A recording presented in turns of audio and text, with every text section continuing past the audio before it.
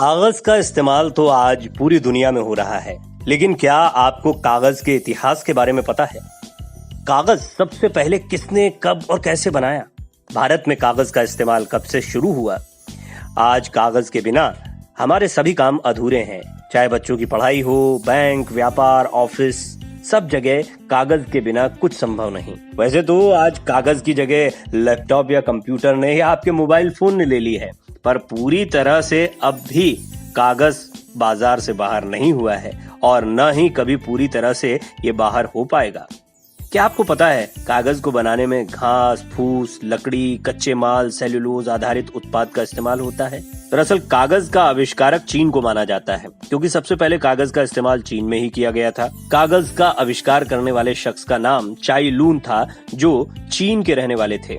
इन्होंने 202 ईसा पूर्व हान राजवंश के समय में कागज का आविष्कार किया था। ये कागज चमकीला, मुलायम, लचीला और चिकना होता था। इस उपयोगी आविष्कार के कारण ही चाई लून को कागज का संत भी बोला जाता है। ये बात तो स्पष्ट हो गई कि कागज का आविष्कार चीन में हुआ, लेकिन चीन के बाद भारत ही वो देश है जहां कागज बनाने और इस्तेमाल किए जाने के प्रमाण मिले।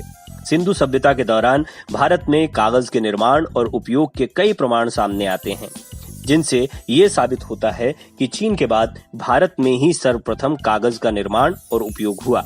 ऐसा माना जाता है कि इस खोज के बाद से ही पूरी दुनिया में कागज का इस्तेमाल व्यापक रूप से होने लगा था।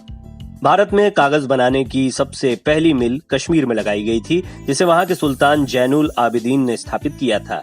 सन 1887 में कागज बनाने वाली मिल स्थापित की गई थी, जिसका नाम था टीटा कागज मिल्स, लेकिन ये मिल कागज बनाने में असफल रही।